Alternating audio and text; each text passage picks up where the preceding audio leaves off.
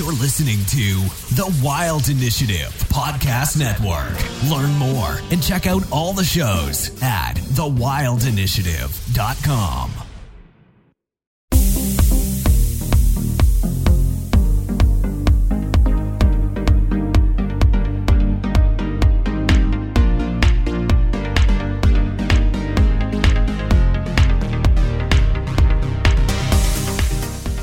You're listening to the Fish Untamed podcast, where we talk all things fishing, conservation, and the outdoors. Today on the show, I'm joined by John Kelly Coffman, who just got back from his first summer guiding in Alaska.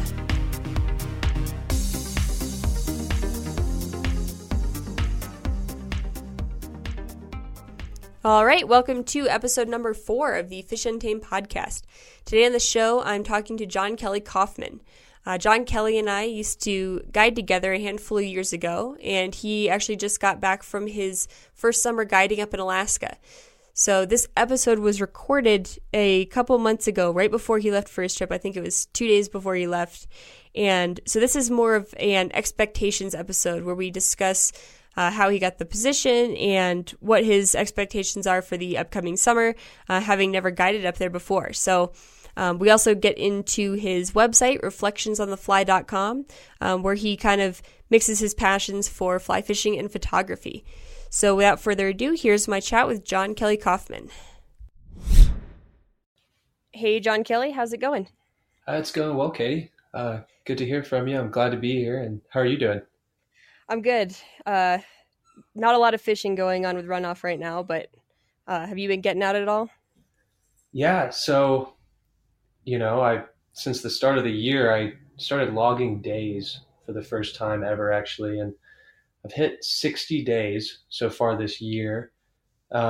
Unfortunately, in the last month, I haven't logged as many as I was for the first couple months of the year, but I was getting out real consistently early on, and more responsibilities, school, stuff like that has been preventing me from getting on the water as much as I'd hope, but... So are you already out of school, or are you still in school for the year right now? So I'm done for the year. Okay. And I'll return next fall. Okay. Yeah. So are you just hanging out then until, I guess we'll get around to that, but before you head to Alaska, are you just kind of hanging out in the meantime? Yeah, so I've got actually 2 more full days here in Dallas before I fly out Friday morning. So it's a pretty quick turnaround in Dallas. And prior to that, I've been prepping for Alaska, tying flies. So trying to hang out and get some downtime, some quality time with friends and family. But it seems like it's been a quick transition from finals and papers and, final projects for school to preparing for this upcoming season. So for sure. So just to kind of preface what this whole conversation is going to be about, you're heading to Alaska for the summer pretty soon, it sounds like. And yeah.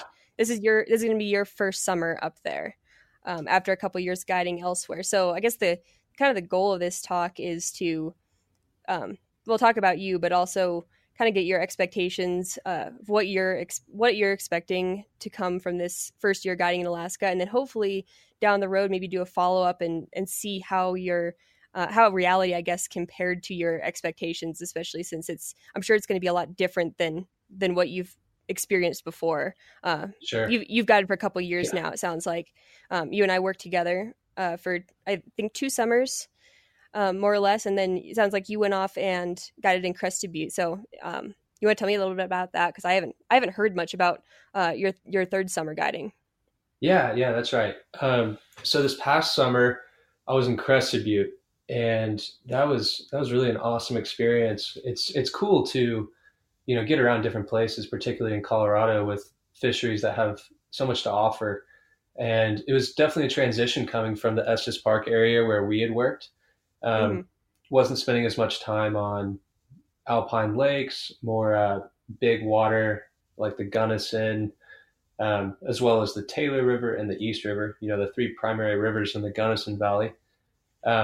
So yeah, it was different as far as the fishing, but there was definitely one thing that stood out that was majorly different than the 2 years past in Estes Park. So in Estes Park, as you know, we all live in one house. It was almost like a guide's lodge. Mm-hmm. Everyone that worked for Sasquatch under one roof.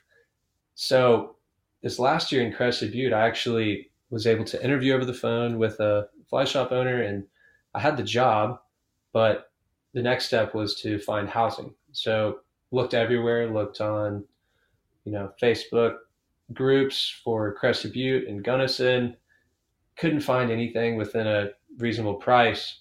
They're practically having a housing crisis there and having a hard time housing seasonal workers. But anyways, what I landed on was actually just deciding to buy a rooftop tent for my car. And so I lived out of my car for the entire summer and Oh, wow. camped every night. So that was definitely a big change compared to living with I guess it was usually like 12 or 13 other guides Yeah. in the Sasquatch house. Pretty full rooms. Pretty full. Yeah, definitely. So is that pretty standard for them to, like, they don't provide housing for you and you're just kind of on your own? Correct. A lot of the guides there, they live there year round. So it was unique for me to be going up there for just a season compared to the other guides. What are those guides doing year round? Are they guiding year round, or is it that they're seasonal like you and then do something else in the winter? Right. So that seems to be the big question for guides in general, right? And for the guides that I was working with in Crested Butte, it definitely varied. For example, 2 of the guys in my shop were guiding in South America during our winter, which is obviously summer in the southern hemisphere. And so they were guiding down in Patagonia, and another it's kind of ambiguous. It's kind of a hard question to answer. Certainly it seems that things tend to get pretty thin financially for a lot of guys in the off season, but it was kind of cool because I was actually in Crested Butte for a few weeks over the winter, which is, the dead center of the off season. Mm-hmm. But the shop was doing something new in that they were capitalizing on all the people coming up over winter break for skiing and whatnot. And we're actually offering ice fishing trips. So that was helping. Cool. That was providing some income for a few of the guides in the off season. But it seems that it definitely varied from person to person. And I know that, for example, like I met up with one of our guides for 5 days to do some steelhead fishing up in Washington State on the Olympic Peninsula. And he has done that trip every other year. And he spends typically a month to a month and a half up there, just camping and fishing. So now, is that the trip you wrote about for the Trout Unlimited magazine? Correct. It was that one. Okay, cool. And had you done that before? Had you gone up and steelhead fished, or was that your first time up there? That was my first time. And I've got to say, it's been a dream of mine for going on 5 or 6 years, ever since I kind of started to explore a little bit like the culture and just like the pursuit of steelhead. It's really unique, specifically just because the winter fishing, you get the opportunity to fish two-handed rods and in really beautiful places, and you spend a lot of time fishing, and seems like compared to a lot of other species, definitely compared to trout, you spend a lot less time catching. So So were you swinging flies? Right. So yeah, I mentioned the two-handers, but we didn't have a set of two-handers between the two of us. So we couldn't really spend a day swinging. Okay. And we opted for fishing from the boat with nymph rigs. And so we were fishing egg patterns under an indicator, which purists may cringe at, and maybe one day I'll be one of them. But within my means, that's what was available. And it certainly didn't take away from the experience for me, particularly on my first trip. Yeah, I think on any they're first tough trip. enough as it is, right? For sure. Well, that's pretty cool. I've gone steelhead fishing, I think like once or twice, and I think I've landed one. But I think it'd be pretty cool to spend a season like making that the primary species to target, because it seems like it takes more than just like a trip or two to kind of get into it or like claim that you really know anything at all about it. Totally. So I think spending a whole season like chasing that would be kind of like the minimum intro you could have to it and actually get into it. Big time. And that's what I saw with my buddy Mike, who I met up with for that trip. You know, he spent a month to a month and a half there every other year for 10 years. And he really expressed the importance of doing that to him because it really mixes things up. It gives him an opportunity to really get excited about something different, to be in a new, setting. And where we were was the only rainforest in the contiguous United States.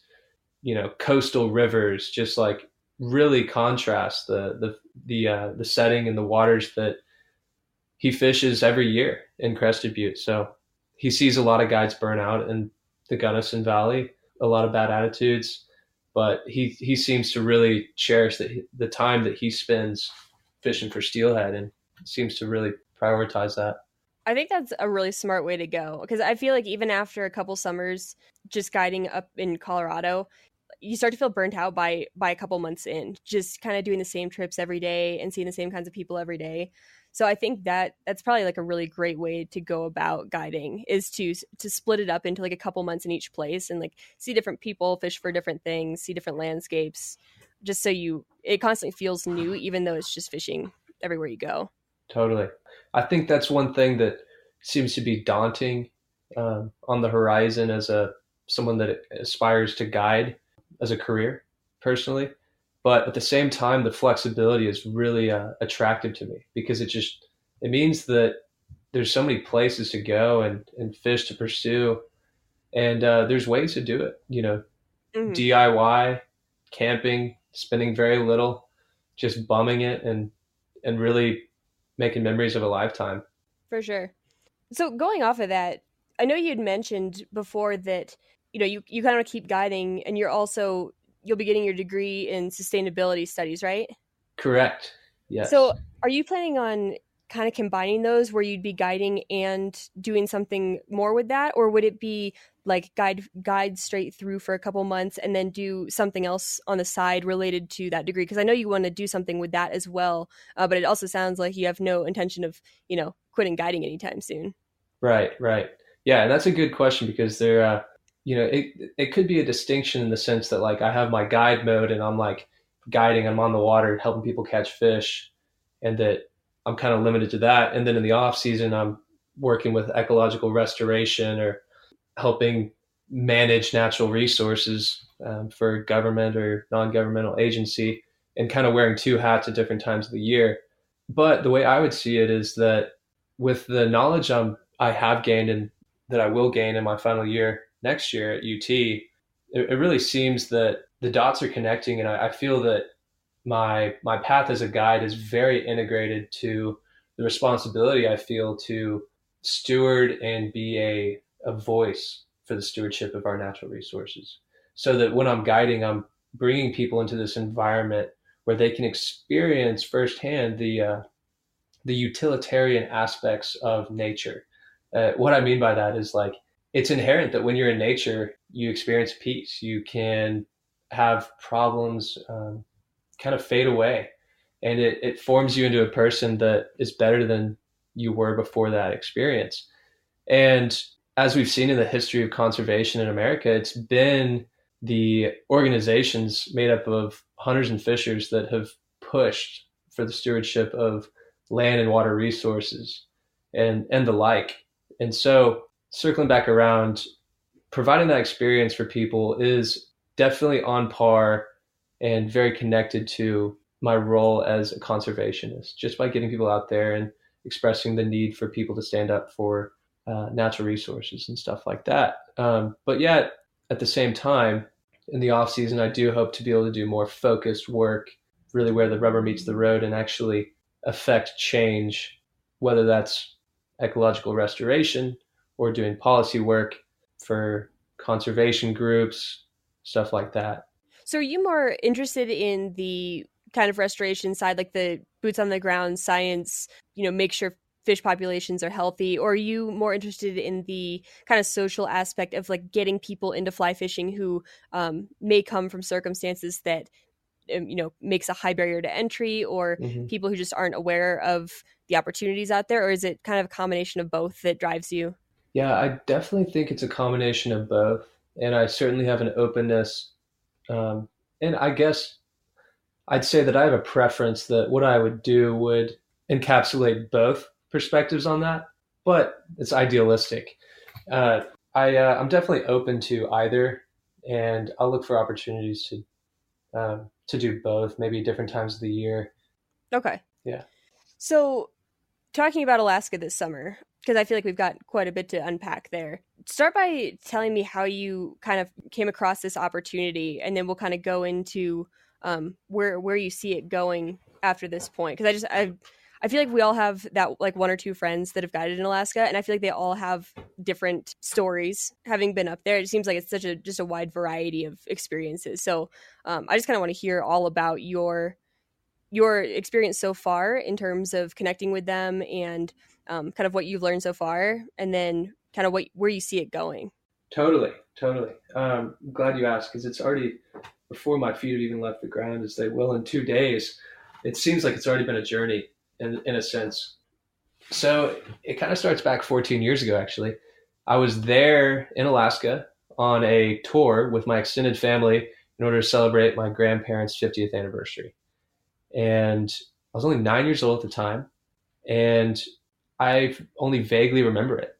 But even though it was 14 years ago, I've had a fascination with Alaska ever since. And I've heard stories secondhand about, oh, well, this guy or whoever is guiding in Alaska. And it's like, oh, that sounds awesome. That's got to be one of the coolest jobs you could have. Like, and I've kind of heard stories of people going up there and guiding for lodges over the years. And even when we were at Sasquatch, we'd talk about like, oh yeah, some of the people that had started here at Sasquatch now guide in Alaska. And it just kind of seemed like something that I should have on my list of goals.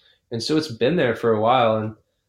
And after some conversations with friends and family earlier this year, I decided that, you know what, it might just be worth a shot to just go ahead and send my resume to some lodges up there. And so that's what I did, and had some conversations with head guides, lodge owners, and got in touch with the owner of Intricate Bay Lodge in Southwest Alaska. The owner's named Brian Harry, and we had some great conversation, and we had a over the phone interview, and he gave me an offer. And I feel very fortunate and truly lucky because he could tell you the same thing.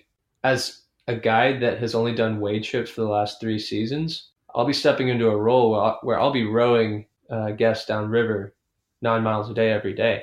And the only reason I've been able to get my foot in the door was because of that trip I took to Washington State. And when Brian asked me over the phone, what's your rowing experience? And I told him, well, I've been a wade guide the last 3 summers. It's never been in the budget to purchase a raft or much less a drift boat. And nonetheless, when I was in Washington, I spent 5 days on the river with the head guide of my fly shop, 36 years old. His name's Mike.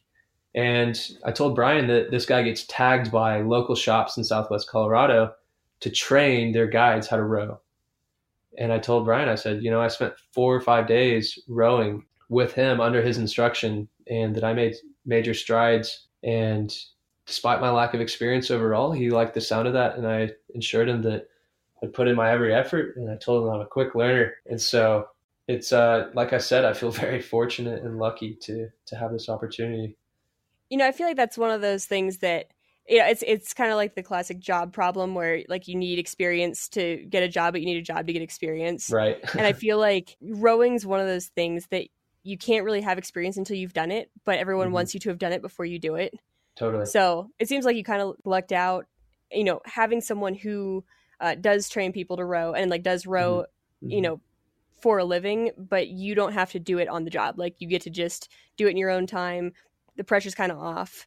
You're just there learning.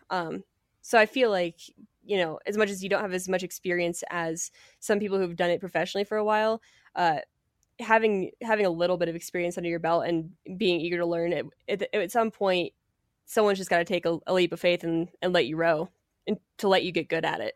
Right. And I'm really thankful that Brian is the one that's given me the grace to do that.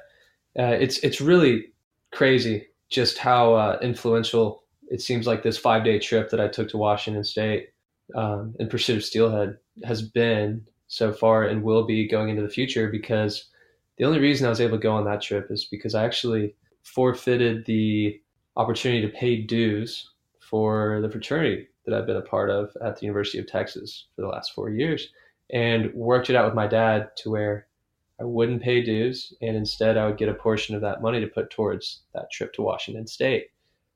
And Sounds like a pretty good deal. yeah, and at the time it was just like, oh yeah, steelhead are awesome, that'll be worth it. And believe me, the fishing and the times that I was able to share with Mike were certainly worth it. But I had never dreamed that only by the fact that I went on that trip, got that time, that very little bit of rowing experience would be just enough to get my foot in the door in Alaska for my first season. So as far as you know, how will Alaska compare to Colorado or the Pacific Northwest in terms of like the fishing style, like what you'll be targeting, just kind of the style of how an outfitter's run up there versus what you've encountered down here in the lower 48? You know, I just have to start out and say that the idea that surrounds, Alaska and this upcoming season for me is primarily one that just I have this thought. It's just like I have no idea what I'm getting myself in for in a lot of senses. A lot is unknown. I have never lived at a fly fishing lodge. I've never guided for a fly fishing lodge. So I've got a lot to learn, but that doesn't mean I can't answer any of those questions. So I do know that we get all 5 species of Pacific salmon up there. We get large rainbow trout, grayling, Dolly Varden. There's northern pike in the lakes. And so it's very diverse opportunities. And I think one of the primary differences as far as the fishery goes is just the presence of millions of tons of salmon coming out of the ocean and through the freshwater systems. So just like overwhelming compared to what's going on down here. Yeah, exactly. I mean, the magnitude of, it's a fact. It is the largest transfer of nutrients from one habitat to another in the world. The sockeye salmon run in Southwest Alaska through Bristol Bay is the largest transfer of nutrients from one habitat to another. And that is just a magnitude that my words cannot describe, much less on the can't front picture end. It. Oh yeah, I know. I really can't. I mean, it's a gift and a curse that we have a video, in our world. We have opportunities to see places before we go there. And so I've seen some videos. I've seen the drone shots of a raft, parting what looks like a sea of salmon. And it truly is mind blowing, but being there and seeing that day in and day out, once those salmon are in the system, it's going to be unlike anything else. And back to the fishing, it really influences the trout fishing. So they'll start keying in on the eggs that the salmon are bringing up. And then towards the latter end of the season, after the salmon have spawned, they're keying in on the flesh of the dead salmon that's drifting downstream. But then also, beyond the fact that the adult salmon's presence is a big influence on the trout, it's also the salmon fry and the salmon smolt that are left over from the last year. So they're eating the juvenile salmon. And based on conversations I've had with my boss, you can step into an eddy and millions of salmon fry will swim out into the river, into the main current. And they're so small they can hardly swim on their own, much less in the fast current. And the rainbow trout just go crazy on them. And there's so many of them that it's hard to effectively imitate them in a way that would cause a rainbow trout to choose your fly over one of the million that's in the river. Yeah, that's what I was going to ask. So kind of on the trout end as well as the salmon end, are the salmon feeding, or are you like snagging them or using some other technique to catch them? Right. So as far as I know, we won't be snagging them. And now I've got to say, I've never actually caught a salmon before, which is crazy to think that I'll be in the center of the largest salmon run in the world, having never caught one before. I'm sure you'll rack a few up pretty quickly. Yeah. It seems it'll go that way. But my understanding as an anadromous fish, just like steelhead, that when they enter the fresh water, they're not actually feeding, but their territorial instincts, like their hormones, just have them like all riled up and angry, so that when something gets in their face, they go up and smack it. Okay. So I know that we won't be snagging them, but they're not necessarily feeding. But it's just such a weird thing, huh? And then what about the trout? Because you said you made a good point. It's like, how do you differentiate your fly from the other million actual fish that look like your fly? So I assume you're definitely catching the trout feeding, but how are you separating yourself? Right. So how am I going to target the trout with like a fry pattern? That's a yeah, that's a big question, and honestly, that's a kind of a universal challenge when you're fishing the fry. And I can only go off conversations I've had with my boss over the phone. For sure. Yeah, I understand. But he said that you know the guys will have guests on the boat, and they'll see all those fry kind of flowing down the river in a big ball of bait, and they see all these rainbows just like swarming them. They're like, "Oh, we should probably put on a fry," and guy will accommodate them and say, "All right, yeah, we'll tie one on," and they don't catch anything for 15 minutes or however long. And the guy's like, "Yeah, it's probably time to go back to a leech, huh?" And so the guests will just put a leech fly back on, and they'll start catching them again. And so there's certainly a way to imitate the fry effectively. But I think oftentimes, I mean, my hunch is that it's got to be presentation, even Okay. more than just pattern, but definitely in combination because you got to hit the size and the pattern. And I've read a little bit about imitating them, and it's really important to imitate like the barred sides on these salmon fry. Just a arbitrary detail, but I've got a lot more to learn up there. But it sounds like you're also maybe using patterns that aren't fry, like trying to kind of stand out from that group. Oh yeah, totally. And I mean, there's such a diversity of food sources within these systems that even when those fry are in the river, that particular trout may key in on them, but they're also going to eat a leech opportunistically. And the local rivers that we have uh, within range of Intricate Bay Lodge actually host some of the best dry fly action for rainbow trout in all of Really? Alaska. Yeah, and I've talked to a friend that got in Alaska last year, Mike Edwards. Do you know him? Yeah, yeah, I Yeah, do. yeah, you know Mike. And he was a little surprised that I was tying up like size 4, 6, and 8 stimulators, and I was telling him, yeah, well, we actually have like apparently a massive stonefly hatch that goes off in June on the Copper River. That's got to be pretty exciting. Yeah, for Just using sure. like massive dry flies, especially in Yeah, a place that you don't really associate with dry flies. Like that's always a nice treat when you go somewhere and you're like, oh wait, I can actually just throw something on the surface here. yeah, it's always a nice treat. That's a great way to put it. And another treat is that I've found out recently that the rainbows up there like to eat a mouse swim across the surface, which I've thrown mice here and there, but I've never been in a place where it's like seems like the go-to. Seems like it could really crush. So I'm excited for that.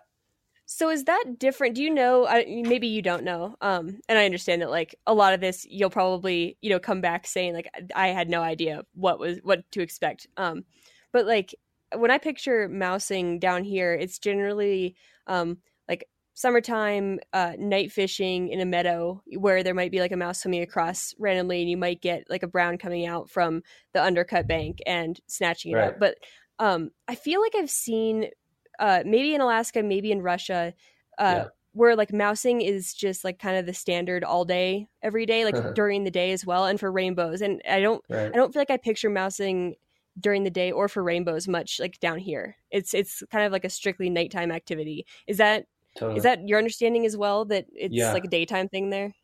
Yeah. And the one thing to note is that if you're gonna do it in the summer in Alaska or in the summer in Russia, unless you're doing it during the 2 hours of nighttime, it will be a daytime thing, which is Oh, true. such an interesting factor. So that's got to play into it in some way because the mice aren't just going to be active for 2 hours of the day. They Mhm. might be running around, while the light's out a lot more often than they would in, say, Colorado, where they can take advantage of the cloak of darkness day in and day out. So, I didn't even think about that. That like you won't have much nighttime up there, will you? no, yeah. And that's definitely one thing that I do remember very well from being there 14 years ago was being in just seems like it was, it's obviously not brightest day because the sun stays pretty close to the horizon towards the quote unquote night hours. But, it's just bright up there. It's crazy. So do you know how that affects like your hours or how a standard trip goes compared to like your standard guided trip down here where you've got, regular summer hours from, I don't know, like 6 to 8? That's a really good question. I do know that as a guide at this lodge, I'm going to eat breakfast at 6 a.m. and right after breakfast start preparing for the day's trip, which will include packing gear into float planes. I mean, everything else that goes along with it, getting my gear as well as the guests in order. And then the guests will eat breakfast at 7 a.m. We'll fly out to a local river, float down the river, and then get picked up in the evening and then be back at the lodge for dinner. And so it's interesting to even say that we'll be going back in the evening because it'll essentially be as bright as it was at midday. Just evening time. Yeah, evening time. One thing that it does give me a little optimism that I might be able to squeeze in some more fishing time as a full-time guide this summer. If so many of my hours are being taken up by trips, hopefully I can sneak out during quote-unquote night and still be able to get some solid action. But who knows how much energy I'll have for that. I mean, kind of circles back to what I said earlier is that I truly have no idea what I'm getting myself in for. In the best way, though. Yeah, I think that's the way to do it. I think that'll probably set you up for like a lot of pleasant surprises and probably some unpleasant surprises, but those ones will make good stories. And then the pleasant surprises will just be, great while it's happening as well. Totally. But yeah, I'm excited to hear how your expectations differ from reality. Like when do you get back from Alaska? Like when does the season go till? Yeah, so the season goes till October 1st, but since I've got one more year, finish up my degree at UT, I'm going to have to cut out a little bit early. Okay. But that'll mean that I'm going to hop on a flight August 29th and then get back to Dallas the morning of the 30th. And it's interesting because school actually starts at UT on August 28th. So I'm going to miss the first few days. But we just have some pretty busy stuff finishing up the month of August at the lodge. And so I was happy to stick around for a little bit longer. And it won't be any irreparable damage that'll take place just by missing a few days at the start of the semester. Just syllabus day. Just syllabus week. That's right. But yeah, I'm excited to hear how that goes. I always love hearing after people's first season somewhere. I feel like it's just a lot of things you don't expect to hear. Sure. Probably a lot of like just good stories along the way. When you were there you said 14 years ago? Right. So you weren't fly fishing then, right? Because you said you've been fly fishing for like 7 years? Right. Yeah, it's funny that you ask. Yeah, so I want to hear how you got into fly fishing and also like what you were doing in Alaska before when you were just up there. Yeah, totally. So starting with when I was in Alaska 14 years ago, we were like on a tour bus, just going around all different places and seeing all kinds of stuff. Like we visited a Iditarod husky training and breeding kennel, got to fly over Mount McKinley in a bush plane, just got to see a bunch of random stuff. We did spend one day on the Kenai River floating down and trying to catch rainbow trout. At the time, I was not interested in fishing. I kind of kicked myself. Like at all? Like at all. Like I wasn't having a good time. And we weren't fly fishing, which thank God that our guide didn't have to deal with me, the fly rod in my hand at that age. Just speaking for myself, I know there's a lot of 9-year-olds that I would love to guide, but speaking for myself, that was probably definitely a lot good more for than him. You don't. Yeah, sure. Absolutely. So yeah, there wasn't really much of a fishing aspect at the time for me, but my joy and my passion for fly fishing would definitely come later, and it came 7 years later, 7 years after that trip. So I was 16 and I'd spent at this point, I was a sophomore in high school, and I'd spent the last 3 or 4 years gradually getting more into fishing in general. I started with bow fishing, interestingly enough. I like to say that I progressed from the most carnal to the most pure of forms of fishing. I started with bow fishing. Was that because you were a hunter, or was that just a separate interest? That's such a funny question. Before I answer that, I'll have to say that the bow fishing would take place within the city limits. Okay. I would find little creeks running through Dallas that had carp in them. And that's where I do my bow fishing. And there's a parallel there because you asked if I was a hunter. Now, I'm 23 years old and I live in Texas, and I've never shot a deer, which, if you ask a lot of people, that means I'm not a hunter. I have never really, I've never really had the opportunities to hunt like I have to fish. But growing up, I mean, my friends and I at a young age, we started, running through the alleys with blowguns and pellet guns and doing stuff that, neighborhood kids did back then. I don't know if that goes on around as much now, but we would run around and shoot doves and squirrels in the alleys of Dallas. And so that was kind of my exposure to hunting. But the same kind of brand of hunting would take place in those creeks where I would just try to shoot those carp with a bow and arrow. But then it progressed to conventional bass fishing, like bait casters, soft plastic, stuff like that.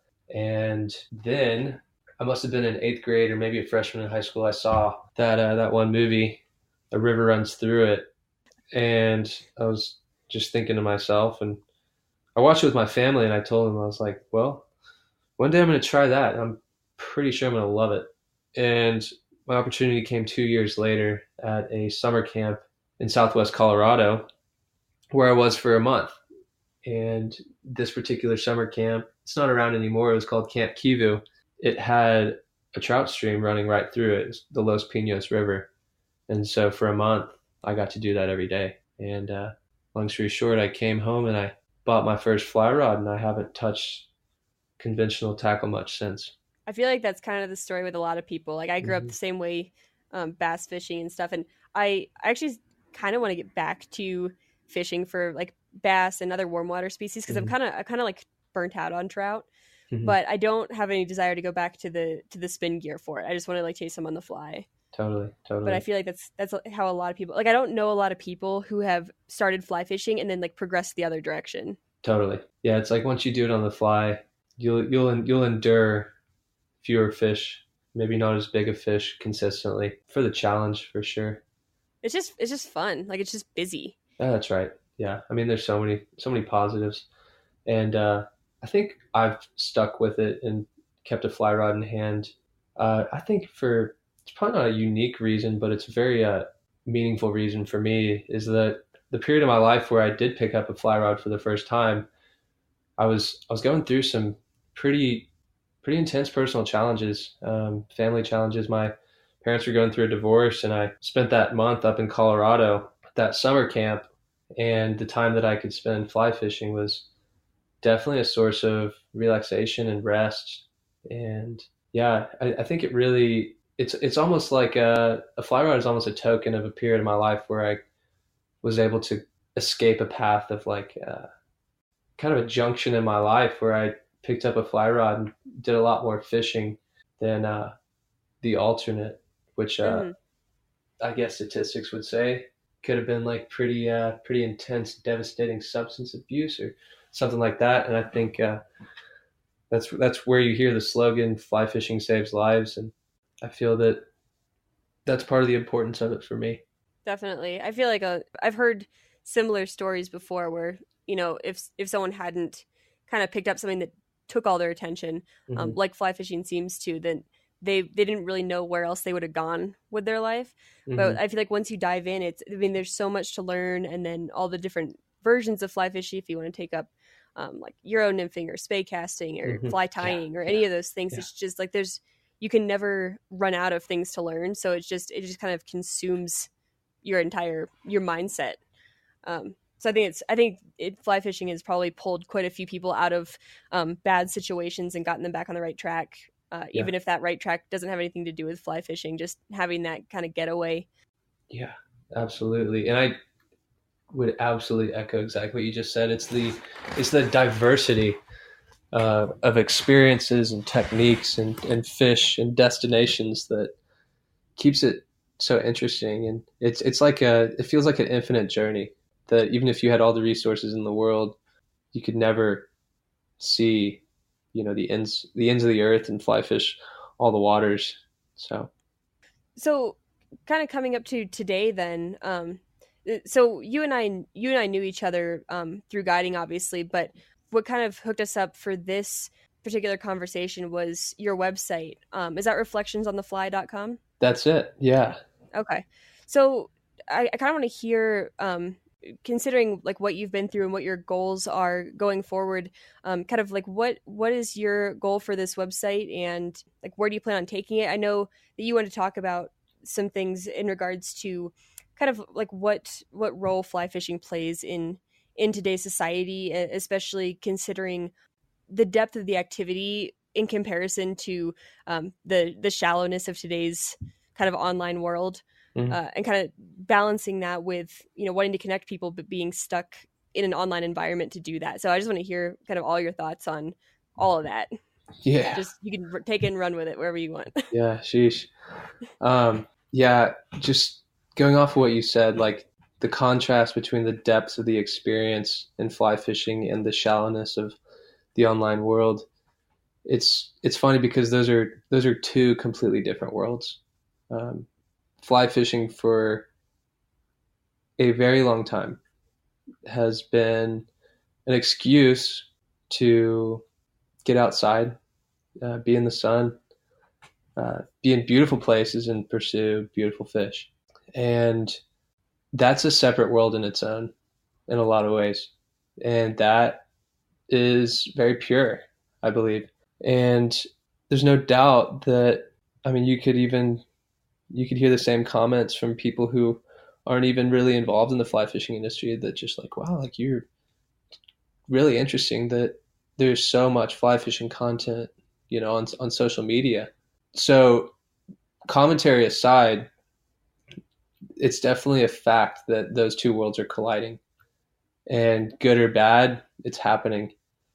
And it's a very interesting thing because when something like that happens, when two completely different worlds collide, fly fishing and the online world, it's going to be interesting to see what happens to the culture of fly fishing. And it'd be interesting to even comment today on how that might have changed for better or for worse, because it's definitely been for better in a lot of ways and could potentially be for worse in other ways. I agree. I feel like you can kind of see both of those. I mean, you could make the argument that it's opened up the opportunity to start fly fishing for a lot of people, especially with online tutorials and things. It's just, I mean, Oh yeah. it's not the easiest hobby to pick up, Mm. but I feel like with today's online world, especially with things like YouTube, anyone can grab a fly rod and be casting proficiently within a couple hours. And at the same time, you've got kind of the egotistical comparative world of who can catch the biggest fish, and potentially doing shady activities to get said fish, and having popular locations blown up. So it's got pros and cons, but I agree, it's just kind of figuring out how that balance is going to actually play out. Yeah, and that's exactly right. I don't have like a super strong stance like for or against it. I've accepted that it's happening. Now my responsibility is to just walk that line, and try to understand that there's opportunities for good with it. Like I'm definitely indebted to people who have posted things online. I've learned a lot through it, and I've been inspired through it as well, regardless of the platform. And it's definitely a developing conversation. It's hard to take a definite stance on it now. But I would say that my efforts in making this website, definitely a big part of that is in order to present the sport of fly fishing in a way that feels right to me personally. And that doesn't mean that it's more right than the way other people want to do it. But I think that it's almost like a exercise for myself as much as it may be for other people to enjoy it. It's just that I want to have a space where like the love for this sport can be like reflected. No, I think that's awesome. Doing it the way that you think it should be done, and you can be in control of that. Right.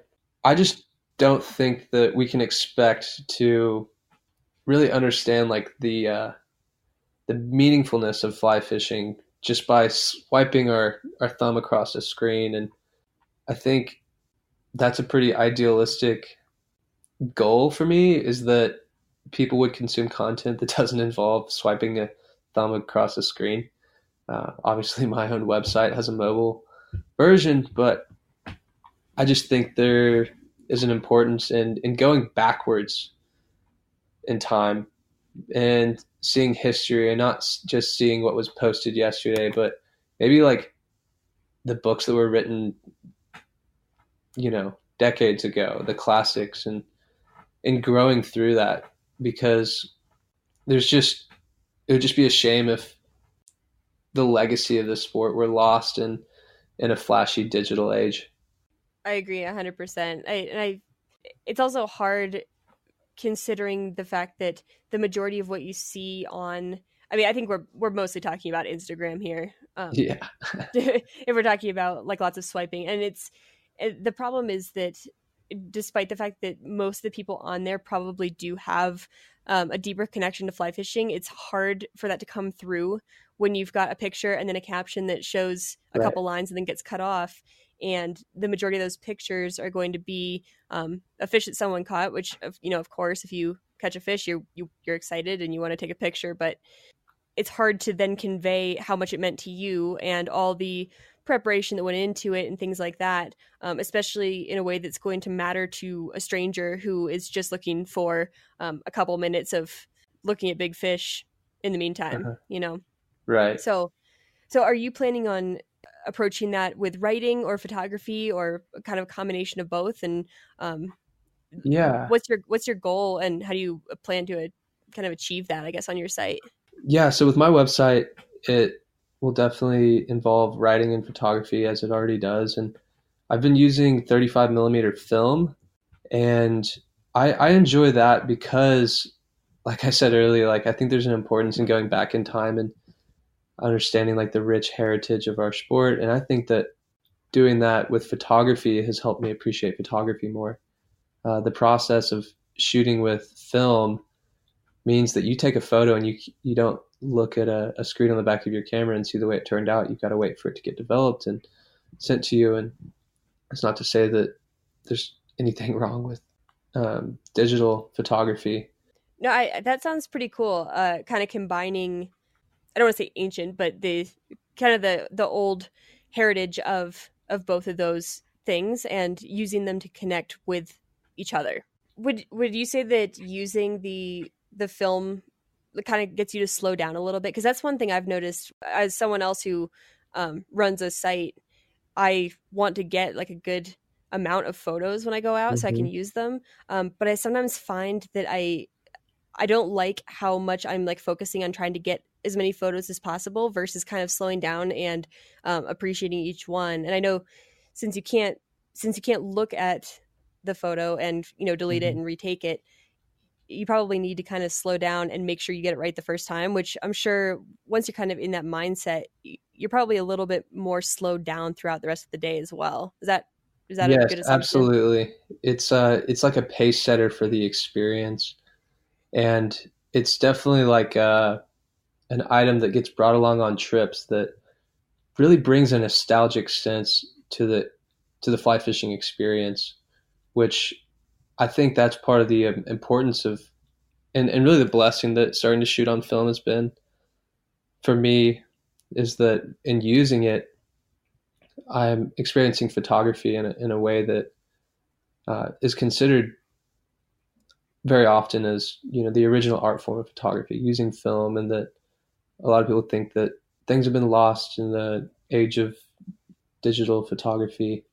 That's not to say that it's like bad or something, but I really harp on the positives of film rather than juxtapose it to any negatives of digital photography. But all that aside, I think it does absolutely help me embrace just the nostalgia of fly fishing, and that there are people who've come before me, and that I'm not the hero of this world, this fly fishing industry, or something grandiose. It's humbling, and I think that's important. So were you into I don't know if the word's traditional, but kind of like classic photography before fly fishing, or was that something that you decided you wanted to do kind of as a partner with fly fishing? Dang. It's interesting. I think I've kind of had a knack for it. I haven't really had much, no pun intended, exposure to photography before being into fly fishing, but I wouldn't say that had I never been into fly fishing that I wouldn't pick up photography. I think that they're reflective of different parts of who I am as a person. I like to create. I appreciate nature, and that is related to fly fishing, but it didn't stem from fly fishing necessarily. All right. So you're working on this website with the goal of kind of getting people in touch with the past and basically the meaning of why they're doing what they're doing, specifically fly fishing. But it also sounds like you could be kind of inspiring some people to maybe do some outdoor photography or other, just kind of getting back to the roots of like what they're doing, and in particular fly fishing. So if you just want to share with people like where they can find you, kind of what you have going on your website and where you plan to take it. Yeah. Sure. So the reflectionsonthefly.com website, and the title, I think it kind of summarizes the purpose in a lot of ways, because when I think about like a reflection, it's just like taking what's in a moment and like extracting meaning from it. And that's just, it's kind of like a state of mind that when I tend to, look for the deeper meaning in my experiences, I enjoy fishing more. I enjoy time with others more when I can relate it to the human experience as a whole, or the wider picture of life itself. I think it really helps me enjoy it more. And so the stories and the photos that I'll be posting on that website definitely aim to achieve that goal, just by taking adventures and setting them in the context of life and life's challenges. And I'm really excited about that. And I hope to achieve that with my website. I certainly know that it will evolve. I'm more just excited that it's begun, and that in That's different the hardest stages. part. Yeah, exactly. And since I have it, I'm just excited that it'll be a place that wherever life takes me. And I feel like that's such a theme of our conversation, is that, guided 3 summers, I've got my first season in Alaska coming up. I don't know what awaits for me there. Don't know what awaits me after I graduate. I don't know what each month of the year is going to look like for John Kelly going forward. But I'm excited that I'll have the opportunity to hopefully inspire people. And in this day and age, regardless of the industry, people can get by being really good at what they do, but being a jerk. And I've had to confront that reality in myself. And I've had to realize the importance of formation today, just personal formation, becoming a better person. And I don't say that because I think I'm some altruistic saint. I have a lot of flaws. And because of that, I recognize the importance of transformative experiences, like getting out in the backcountry and being away from, technology and all that. And I know that you cherish that a lot too. And so I hope that this website is a catalyst for my own formation and growth, and that as people get to hear about and see my experiences, that they'll be able to grow as well. And then beyond that, I don't know where it'll take me, but I think that that's kind of been a primary purpose within all of it, is just to grow and love for other people. Well, I think that's definitely the best way to go about it, and I'm looking forward to seeing where you take it. I'll keep checking in on it every couple weeks, and hopefully some other people will follow along too, because I feel like you've got some good things coming up in store for you. So I'm excited to see where it takes you. I appreciate it. All right, that'll do it for episode number 4. As always, if you liked what you heard, go ahead and go over to the Wild Initiative podcast, You can find my episodes there every Thursday, and if you subscribe, you'll get all of those, plus all of Sam's other shows throughout the week. You can also find my episodes over on fishuntamed.com, in addition to weekly backcountry fly fishing articles each Sunday. You can find me on Instagram at fishuntamed or on Go Wild under my name, Katie Bergert. And until next time, take care.